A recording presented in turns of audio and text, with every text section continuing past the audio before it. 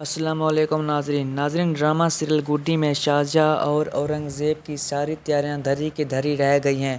بیچاری کتنی محنت سے سب کچھ سیٹ کرنے کی کوشش کر رہی تھی، مگر جیسے ہی فاطمہ کو پتہ چلتا ہے کہ یہاں کوئی قاضی نکاح پڑھانے والا ہے، وہ حیران رہ جاتی ہے اور فوراً سمجھ جاتی ہے کہ ضرور شاہجہاں نے کوئی نیا فتنہ کھڑا کیا ہے، ورنہ اتنی جلدی ان کی بیٹی کی شادی کیسے ممکن ہو سکتی ہے۔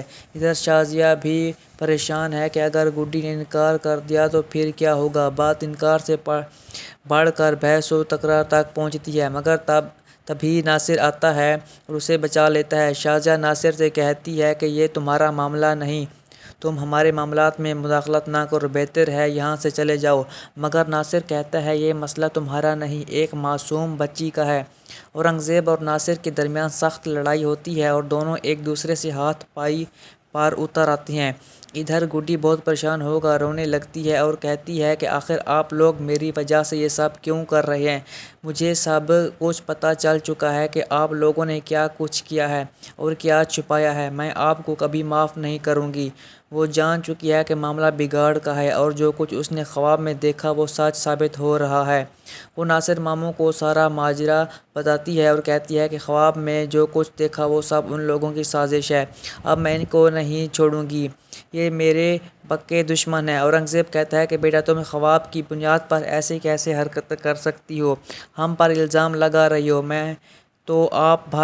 میں تو اپنے بھائی سے بے حد محبت کرتا تھا، تم ہم سے کیسے یہ سب کہہ سکتی ہو، ہم تمہیں کبھی معاف نہیں کریں گے۔ مگر اب اورنگزیب کی کوئی چالاکی نہیں چلے گی، اب جو کچھ اس نے کرنا تھا وہ ہو چکا ہے، اب اس کا ایسا برا حال ہوگا کہ وہ عمر بھر یاد رکھے گا، اب اسے جیل کی سلاخوں کے پیچھے جانے سے کوئی نہیں روک سکتا، اس کا کھیل ختم ہو چکا ہے، ہر چیز کا خاتمہ نظر آ رہا ہے، کیونکہ ان لوگوں کی سازشیں اب بے نقاب ہو چکی ہیں۔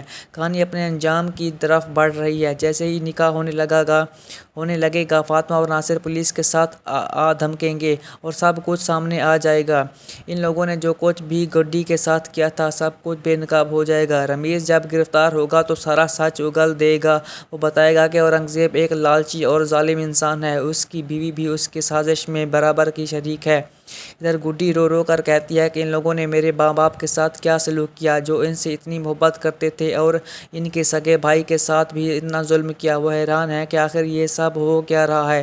رمیز سب کچھ بتا دے گا۔ ناصر گڈی کو تسلی دیتا ہے کہ اب سب کچھ ٹھیک ہو جائے گا، تمہیں پریشان ہونے کی کوئی ضرورت نہیں، اب ان کا کوئی کچھ نہیں بگاڑ سکے گا۔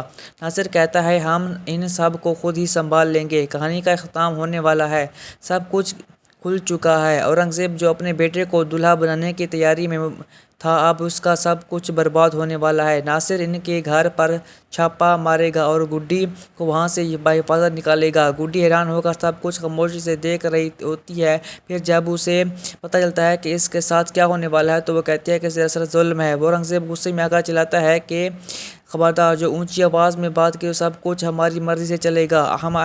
احمد بھی غصے میں ہے کیونکہ وہ یہ سب نہیں چاہتا۔ ناصر کو شک ہو جاتا ہے کہ کچھ نہ کچھ ضرور گڑبڑ ہے۔ گڈی پریشان ہے کہ وہ اپنے ماں باپ کے قاتلوں کے گھر کیسے رہ سکتی ہے، وہ لوگ گڈی کو بعد میں مارنے کا منصوبہ بنا رہے ہیں، یہ سب کچھ مکمل منصوبہ بندی سے ہو رہا ہے۔ شازیہ کہتی ہے کہ تمہیں شرم نہیں آتی، ہم تمہیں اپنے گھر کی بہو بنا رہے ہیں، تمہیں فائدہ پہنچانا چاہ رہے ہیں، ورنہ کل کو کوئی اور تمہیں مار ڈالے گا، اس لیے چپ چاپ ہماری بات مانو۔ مگر اب سب کچھ سامنے آ چکا ہے، نکاح کے وقت فاطمہ، ناصر اور پولیس آ جائیں گے اور ان سب کا وہ حال ہوگا کہ یاد رکھیں گے، رمیز سب کچھ سچ بتا دے گا اور ان لوگوں پر ڈبل ٹرپل کیس بنیں گے۔ گڈی اپنے والدین کے ساتھ ہونے والے سلوک پر رو رو کر ہلکان ہو جائے گی اور کہے گی کہ یہ سب کچھ ظلم ہے۔ ناصر اسے تسلی دیتا ہے کہ اب سب کچھ سامنے آ چکا ہے، فکر کی کوئی بات نہیں، ان لوگوں کو ہم خود ہی ٹھیک کر دیں گے، اب ان کا دی اینڈ ہونے والا ہے۔